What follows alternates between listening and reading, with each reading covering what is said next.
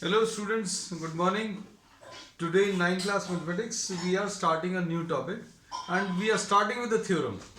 और theorem जो है that is related to a triangle.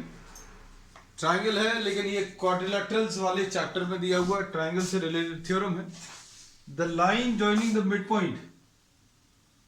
Suppose if you are having a triangle ABC, if you are taking the midpoint of AB and you are taking the midpoint of AC. AB का mid point ले लें और AC का mid point ले लें और इन दोनों को अगर आप ज्वाइन कर लें, सपोज आपने इसको D लिखा, इसको E लिखा, and if you are joining these two, then it will be found that DE will be half of BC and DE will be parallel to BC. तो इसमें क्या है थ्योरम? थ्योरम ये है the line joining the midpoint of any two sides. Midpoint of any two sides को अगर आप join करें, then this line is parallel to the third side. Third side की बात क्यों कह रहे हैं? क्योंकि इस साइड का मिडिल पॉइंट और इस साइड का मिडिल पॉइंट इसको ज्वाइन करेंगे तो वो तीसरे वाले साइड के पैरेलल होगा and will be half of it. तो अब स्टेटमेंट अभी हम लोग लिख ले रहे हैं. The lines joining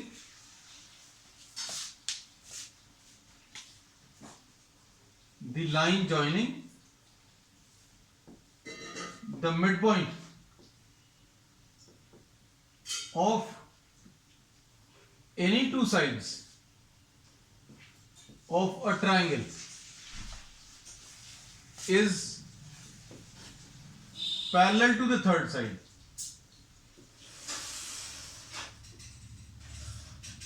and is half of it. तो ये इसका स्टेटमेंट है बच्चों. अब इसका मतलब ये है कि अगर आपने दो साइड्स लिए, दोनों के मिड पॉइंट्स को ज्वाइन किया, तो ये जो लाइन आएगी वो तीसरे वाले साइड के पैरेलल आएगी और तीसरे वाले साइड का हाफ होगा. So DE will be parallel to BC and DE will be half of BC. अब इसके बाद इसके बेसिस पर हम लोग कुछ प्रॉब्लम्स लेंगे. सबसे पहले बच्चों इसका प्रूफ ले लें. तो प्रूफ में हम लोग क्या कर रहे हैं? We are producing DE, produce DE to F. DE को आपने F तक प्रोड्यूस किया such that DE is equal to EF. आपने DE को F तक प्रोड्यूस किया such that DE is equal to EF. और फिर उसके बाद आपने दूसरा जो पार्ट लिया है, जॉइन CF. इसका CF को आपने जॉइन कर दिया. तो अब आपने DE को F तक प्रोड्यूस किया such that DE is equal to EF. This is equal to this and you are joining this. अब इसमें देखना बच्चों ध्यान से, इन दो ट्राइंगल्स को देखो. ट्राइंगल्स ADE, इसमें ट्राइंगल्स जो अभी हम लोग ले रहे हैं, triangle ADE and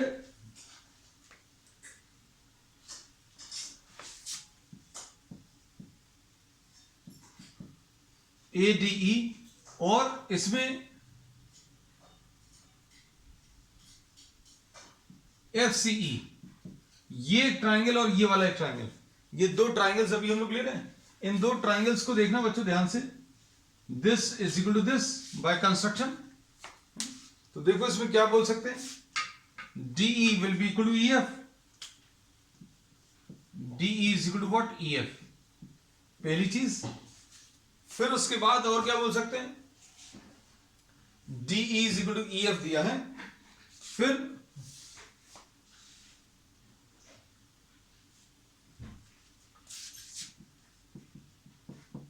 AE is equal to EC. ये और ये इक्वल है. इसका रीजन क्या है? Because E is mid point of AC. E is the mid point of AC. और यहां पर अभी हम लोगों ने क्या लिया? कंस्ट्रक्शन. इस वाले में, सॉरी,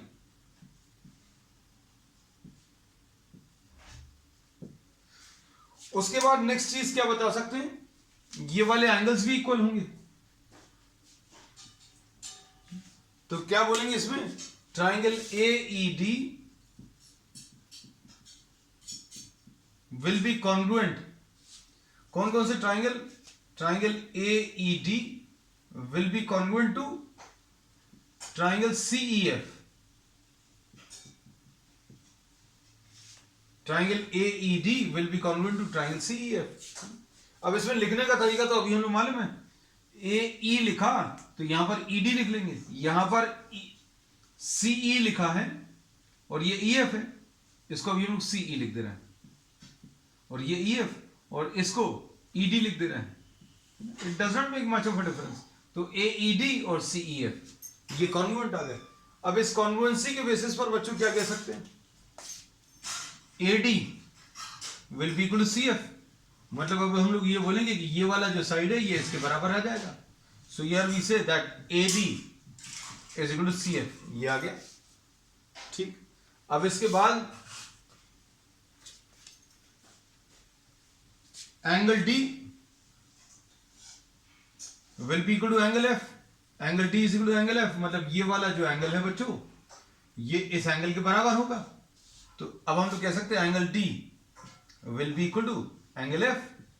पूरा नाम लिख लें अगर, तो पूरा नाम क्या आ जाएगा, angle ADE will be equal to angle EFC। लेकिन ये कौन से एंगल्स हैं बच्चों, ये ऑल्टरनेट एंगल्स हैं। ऑल्टरनेट एंगल्स कैसे, क्योंकि ये एक लाइन है, ये एक लाइन है और ये एक लाइन है। तो अब हम लोग बोलेंगे ये दोनों जो एंगल्स बन रहे हैं वो कौन से एंगल्स बन रहे हैं, ये ऑल्टरनेट एंगल्स बन रहे हैं। ये ADF है और ये C है, ये दोनों एंगल्स इक्वल हैं। तो these are what, these are alternate angles.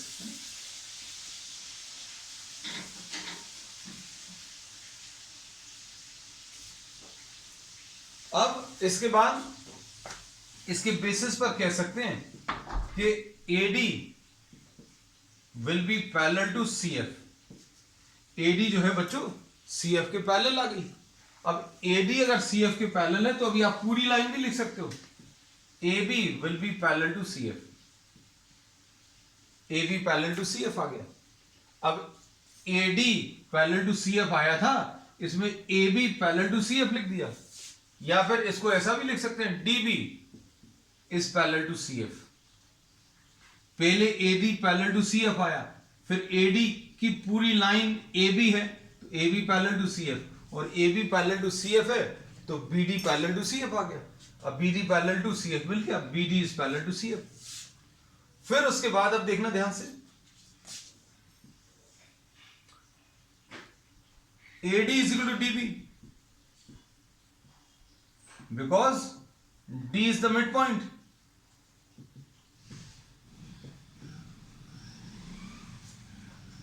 AD is equal to DB क्योंकि D is the midpoint of AB। AD is equal to DB और AD is equal to CF अभी हम लोगों ने प्रूव कर लिया है। AD is equal to CF ये अभी हम लोग प्रूव कर चुके हैं। ये CPCT है बच्चों, ये भी CPCT है, corresponding parts of congruent triangles. अब इसमें देखना, इसके बेसिस पर क्या बोल सकते हैं, AD ये भी है और AD ये भी है, तो क्या आ जाएगा, DB is equal to CF। अब इसको देखो अच्छे से, DB is equal to CF आ गया। अब देखना DB is equal to CF और DB पैरेलल टू CF, ये देखो इन दोनों को, सिर्फ ये दोनों स्टेटमेंट्स को देखो, DB is equal to CF है और DB पैरेलल टू CF है, तो क्या कह सकते हैं, DBCF is a parallelogram।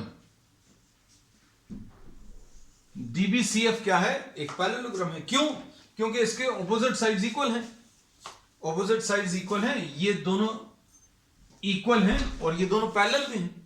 अब इक्वल हैं, if these two are equal and if these two are parallel then we say that this will be what, a parallelogram. तो ये अब हमें पता चल गया बच्चों क्या, कि ये एक पैरेललोग्राम है। अब अगर ये पैरेललोग्राम है तो अभी हमें ये प्रूव करना था, तो इसमें कहीं प्रूव हो रहा है क्या, इसको देखो और इसको देखो, ये कहीं पर प्रूव हो रहा है क्या? इससे कह सकते हैं, देखो बिल्कुल डेफिनेटली कह सकते हैं, ध्यान से देखो, इसमें डीएफ ये पूरा जो है डी बी सी एफ अगर पैरेललोग्राम है तो DF will be parallel to BC, DF is parallel to BC, या फिर डीएफ पैरेलल टू बीसी की जगह अभी हम लोग क्या लिख सकते हैं, डीई। अगर डीएफ पैरेलल टू बीसी है तो डीई इसका एक हिस्सा वो पैरेलल टू बीसी आएगा। भाई अगर ये दो लाइंस हैं, ये पैरेलल हैं, अगर आप इसका एक हिस्सा ले लोगे तो भी पैरेलल होंगी, सो दीस टू आर पैरेलल। अब इसके बाद रिलेशन देखो, रिलेशन ये प्रूव करना है ना, तो ये रिलेशन प्रूव कर ले रहा है भाई अपन कहां पर, यहां पर। अच्छा इसी को रफ कर दे रहे है ना, इधर ही प्रूव कर दे रहा है। देखो DE is equal to EF तो है, ये तो कंस्ट्रक्शन से है, तो DE will be what, half of DF, DE will be half of DF। और DF क्या है बच्चों, DF जो है BC के बराबर है, तो half of BC, low proof हो गया। तो ये दो चीजों का प्रूफ आ गया। तो इसमें इस थ्योरम में स्टेटमेंट क्या है, line joining the middle points of any two sides of a triangle is parallel to the third side and half of it. तो आपने इसका मिडिल पॉइंट और इसका मिडिल पॉइंट लिया, इसको ज्वाइन किया, तो DE parallel to BC prove करना था, और DE is half of BC prove करना था। इसके लिए क्या किया, इसको आगे बढ़ाया। अब हमने क्या क्या किया है वो शॉर्ट में आपको मेन की पॉइंट्स बता देंगे ताकि आपको क्लियर रहे, है ना, क्योंकि बहुत सारी चीजें करने पर ये नहीं समझ आता करना क्या क्या है ना, तो वो सम अप जरूर कर देते हैं अभी हम लास्ट में, उससे बहुत सारे बच्चों को बहुत सारी चीजें क्लियर हो जाती कि क्या करना है। अब इसमें आपने इसको आगे बढ़ा दिया, DE को आगे प्रोड्यूस किया up to F such that DE is equal to EF, और फिर इसको ज्वाइन कर दिया। फिर अभी हमने क्या किया बच्चों, ये दो ट्राइंगल्स को कॉन्ग्रुएंट प्रूव किया, ये वाला और ये वाला। अब इन दो ट्राइंगल्स की कॉन्ग्रुएंसी से फायदा क्या होगा, इन ट्राइंगल्स की कॉन्ग्रुएंसी से ये फायदा होगा कि ये और ये इक्वल आएंगे। ये और ये इक्वल का डायरेक्टली तो कोई फायदा नहीं है अभी, लेकिन आगे मिलेगा। और ये इक्वल है, और ये अगर इक्वल आ गए corresponding parts of congruent triangle से, तो ये लाइन इसके पैरेलल आ गई। AD is parallel to CF, और AD पैरेलल टू CF मतलब AB is parallel to CF, मतलब BD is parallel to CF आ गया, BD पैरेलल टू CF, ये इसके पैरेलल आ गया। फिर उसके बाद ये इसके बराबर है और ये इसके बराबर है, तो मतलब ये दोनों भी इक्वल आ जाएंगे, मतलब ये एक पैरेललोग्राम आ गया और ये पैरेललोग्राम हो गया। मतलब मेन स्टेप क्या है, इनको और इनको कॉन्ग्रुएंट शो करना, फिर इसको पैरेललोग्राम शो करना, और पैरेललोग्राम शो कर दिया तो प्रॉब्लम खत्म हो जाएगा। चलो नेक्स्ट इसका सेकंड पार्ट, इसका कन्वर्स। तो ये रब कर दे रहे हैं अभी हम लोग बच्चों।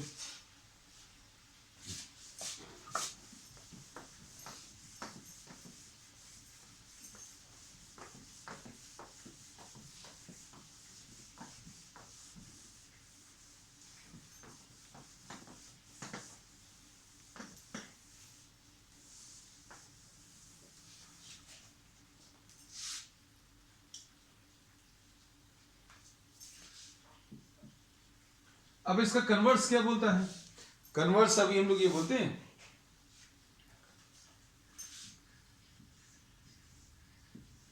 The line which is drawn through the middle point of one side. अगर आपने इसके मिडिल पॉइंट से, सपोज ये AB है, अच्छे सुनना, इसके मिडिल पॉइंट से,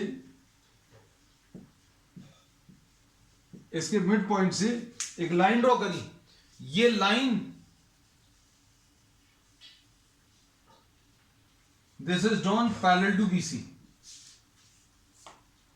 तो अब हमें क्या प्रूव करना है, हमें ये प्रूव करना है कि ये जहां पर भी इसको कट करेगी this will be the mid point of AC। Simple, समझ में आई बात? नहीं, इसमें अभी हम लोगों ने ये बोला कि किसी एक साइड के मिडिल पॉइंट से अगर आपने एक लाइन ड्रॉ करी पैरेलल टू BC, तो ये AC को कट करेगी, जहां कहीं पर भी कट करेगी that point will be the mid point of AC, है ना, ये प्रूव करना है। तो अब इसमें गिवन क्या क्या है बच्चों, इसको अभी हम लोग D और E लिख लें। D और E लिखा था अभी हम लोगों ने शायद, we had written down these as D and E। तो D is given में midpoint of AB, D is midpoint of AB, और DE is parallel to BC। अब इसे प्रूव क्या करना है, E is midpoint of AC। ठीक है, अब सुनना अच्छे से, ये कुछ थ्योरम्स मैथ्स में ऐसे हैं, मतलब आपको ऐसा लगेगा कि ये क्या कर दिया, है ना, ये बिल्कुल वैसे ही है। कैसा कि suppose E is not the mid point, जो प्रूव करना था उसका कॉन्ट्राडिक्शन ले लिया, है ना। कॉन्ट्राडिक्शन क्या ले लिया, suppose E is not the mid point,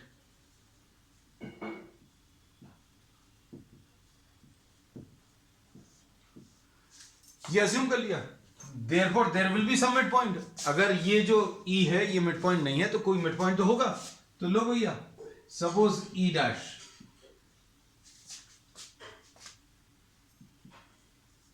let E dash is the midpoint।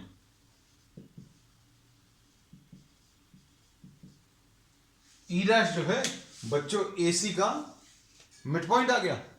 अब इसके बाद क्या कह सकते हैं, E डैश अगर मिड पॉइंट ऑफ AC आया तो आप इसको ज्वाइन कर दो। अब इसमें क्या बोलेंगे, D जो है मिड पॉइंट ऑफ AB है और E डैश जो है मिड पॉइंट ऑफ AC है। मतलब क्या बोल सकते हैं, DE डैश, ये D इसका मिडिल पॉइंट है और E डैश इसका मिडिल पॉइंट है। तो ये पिछले थ्योरम में पढ़ा है कि DE डैश बच्चों this will be parallel to BC। DE dash जो है, अगर आपने दो मिडिल पॉइंट ज्वाइन करे, एक ये मिडिल पॉइंट और ये मिडिल पॉइंट, तो ये इसके पैरेलल आएगा। तो DE dash parallel to BC आया। लेकिन DE पैरेलल टू BC दिया हुआ है, ये तो क्या ना, ये लिखा हुआ है सामने। अब कोई line DE dash parallel to BC दिया है, DE dash parallel to BC और DE पैरेलल टू BC, तो ये दोनों तो अलग अलग लाइन है बच्चों। अगर कोई एक लाइन इसके पैरेलल है, ये दूसरी लाइन इसके पैरेलल है, तो मतलब ये भी आपस में पैरेलल होंगी। तो मतलब DE और DE डैश पैरेलल होनी चाहिए, और अगर पैरेलल है तो वो इंटरसेक्ट नहीं करेंगे। लेकिन DE और DE डैश इंटरसेक्ट कर रही हैं। अब इसका मतलब क्या है, therefore DE is parallel to DE dash, है ना। अब इसका मतलब क्या है, parallel lines do not intersect. Parallel lines की प्रॉपर्टी क्या होती है बच्चों, पैरेलल लाइंस कभी कहीं पर भी इंटरसेक्ट नहीं करती, but DE and DE dash intersect at D। कहां पर इंटरसेक्ट कर रही है बच्चों, D पर इंटरसेक्ट कर रही है। therefore what can we say, therefore our assumption, मतलब ये जो अभी हम लोगों को प्रूव किया कि भैया दो पैरेलल लाइंस किसी एक पॉइंट पर इंटरसेक्ट कर रही है, मतलब क्या है, दोनों परफेक्टली सेम है। तो इसका मतलब क्या है, therefore our assumption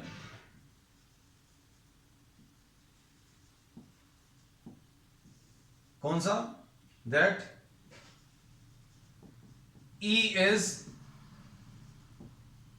not the midpoint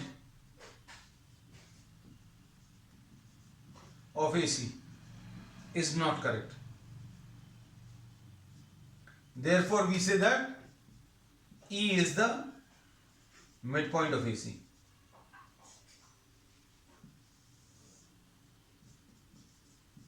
ठीक है, चल बस इतना ही था। अब हम लोग स्टार्ट कर रहे हैं exercise 8.2। So we are starting with the first problem. देखो प्रॉब्लम नंबर 1.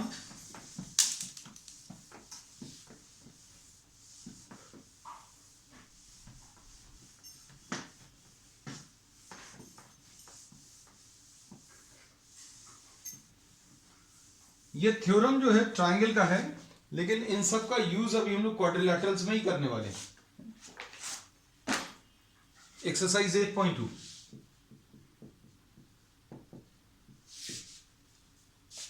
इसमें एक्सरसाइज 8.2 में बच्चों सबसे पहला जो अभी हम लोग ले रहे हैं आज, क्वेश्चन नंबर 1. क्वेश्चन नंबर 1 में क्या दिया है? ABCD is a quadrilateral in which PQRS are the middle points.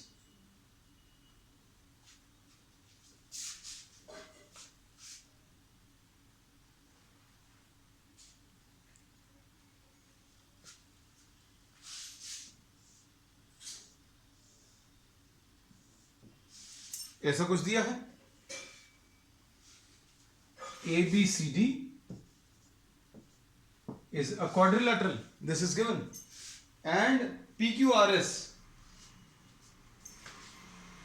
P इसका मिडिल पॉइंट है बच्चों, और Q BC का है. Q इसका मिडिल पॉइंट, R इसका. हम लोग अप्रोक्सीमेटली कोशिश कर रहे हैं कि मिडिल में ही बनाएं.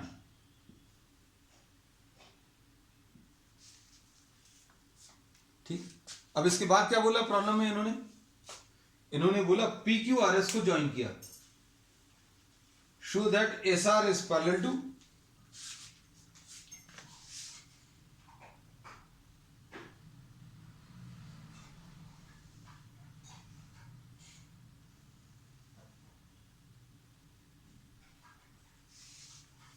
you have to prove that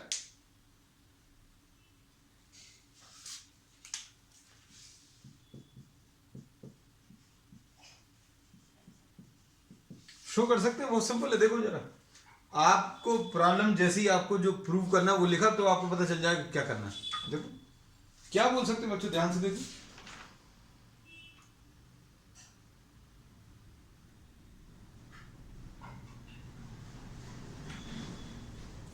देखो इसमें ध्यान से देखना, ये S जो है मिडिल पॉइंट ऑफ DA है. S is the midpoint of DA. R is of DC. तो क्या बोल सकते हैं बच्चों? SR will be parallel to AC. SR parallel to AC आ जाएगा, और SR will be half of AC. लो खत्म ही हो गया है ना. जो प्रूव करना था वो तो आ ही गया. क्यों? क्योंकि इस ट्राइंगल आपको लिखना पड़ेगा ये सारी चीजें. ये थ्योरम आपको स्टेटमेंट फॉर्म में कि भाई ADC is a triangle. ADC triangle में S is the mid point of AD and R is the mid point of DC. Therefore SR will be parallel to DC, parallel to AC and half of it. तो SR will be parallel to AC and half of it. ये लिख लिया. अब इसके बाद next देखो, PQ is equal to SR. ओ अब देखना, अब इसमें ट्राइंगल देखो कौन सा वाला, ट्राइंगल ABC. देखो ट्राइंगल ABC में P is the mid point of AB. P is what? The mid point of AB. लो भैया. And Q is what? Midpoint of BC. अब इसके बाद क्या बोल सकते हैं? PQ will be parallel to AC. PQ जो है बच्चों पैरेलल टू AC आएगा, and PQ will be half of AC. अब इसको देखो और इसको देखो, हाफ AC है, हाफ AC है, therefore PQ will be equal to SR. और फिर क्या? PQRS is a parallelogram. PQRS को आपको पैरेललोग्राम शो करना है. तो बच्चों इतने से ही काम चल जाएगा। कैसा? क्या कि एस आर जो है पैरेलल टू AC है और PQ पैरेलल टू AC है, तो SR will be parallel to PQ, ये आ जाएगा। SR पैरेलल टू PQ आ जाएगा। अब SR पैरेलल टू PQ है, SR is parallel to PQ है और SR is equal to PQ है। SR पैरेलल टू PQ और SR is equal to PQ है। अगर दो साइड्स बच्चों पैरेलल भी हैं और इक्वल भी हैं तो क्या बोल सकते हैं?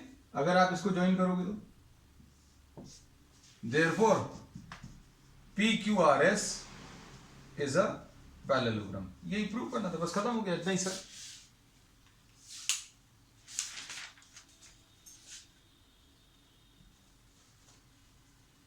क्वेश्चन नंबर 2 देखो। क्वेश्चन नंबर 2 में ABCD इज अ रोम्बस। हम डायग्राम नहीं चेंज कर रहे बच्चों, है ना। I am not interested in changing the diagram because I try to save time, है ना। क्वेश्चन नंबर 2, क्वेश्चन नंबर जरूर चेंज कर दे रहे हैं, नहीं तो तुम लोग बोलोगे ABCD is a rhombus. Now ABCD is a rhombus.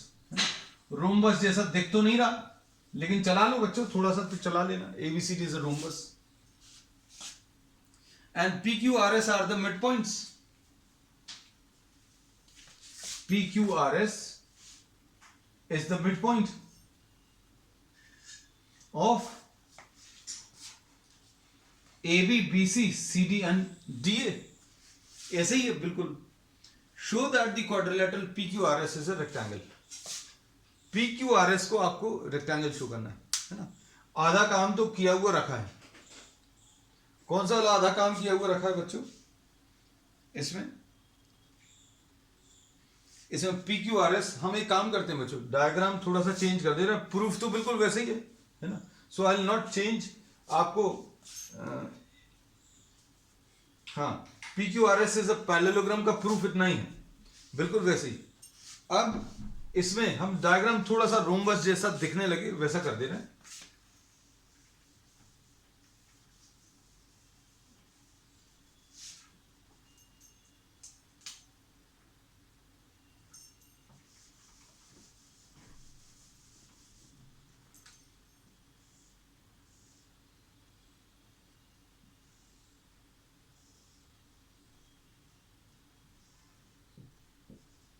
This is a rhombus.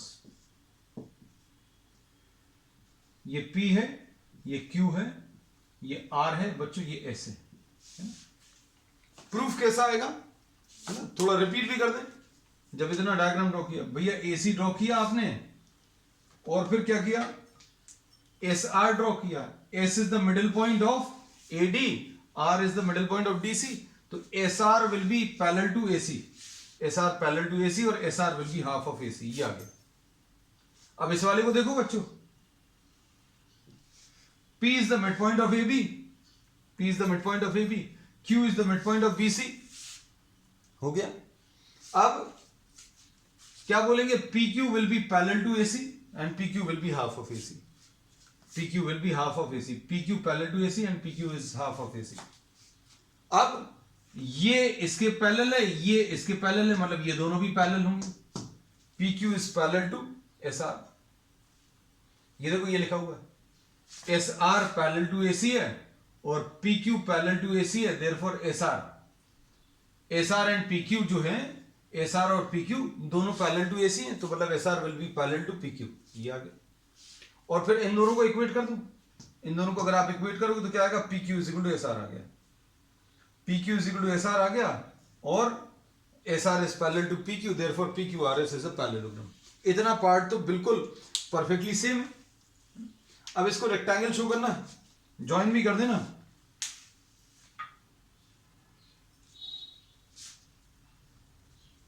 इसको ज्वाइन कर देना। अब इसको रेक्टेंगल शो करना है, देखना अच्छे से। अब रेक्टेंगल शो करने के लिए अभी हम लोग क्या कह रहे हैं? Just try to see the diagonals AC और BD।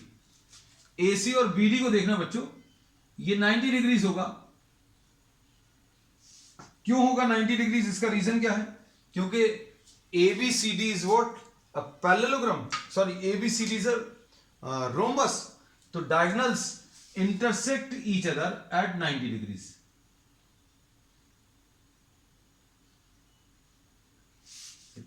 डिग्रीज पर इंटरसेक्ट कर रही हैं। अब सुनना अच्छे से, सारी चीजें एकदम परफेक्टली क्लियर रहेंगी। अब इसमें अगर आप किसी एक पार्ट को ले लो, इसको O लिख देना बच्चों, we are writing this as O and suppose we are writing PQRS है, इसको T लिख दो और इसको U लिख दो। इतने हिस्से को देखना अच्छे से। अब इसमें अभी हम लोगों को यह मालूम है बच्चों कि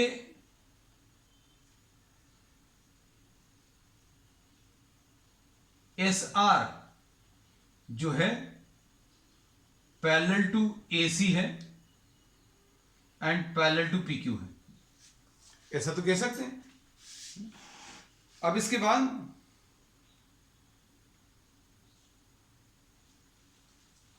अच्छे समझना, अब SR बच्चों कैसा है? SR parallel to AC parallel to PQ। तो अब हम लोग क्या कह सकते हैं? TR will be parallel to OU, TR parallel to OU आएगा। अब इसके बाद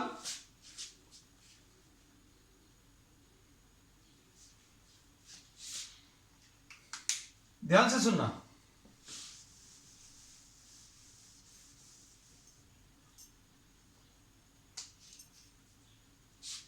अब सिमिलर रीजनिंग की वजह से हम लोग क्या बोल सकते हैं? RQ will be parallel to DB, RQ parallel to DB will be parallel to what? SP, RQ will be parallel to DB will be parallel to SP। कह सकते हैं रीजनिंग बिल्कुल सेम रहेगी। क्यों? क्योंकि बच्चों ये इसका मिडिल पॉइंट है, ये इसका मिडिल पॉइंट है। RQ will be parallel to DB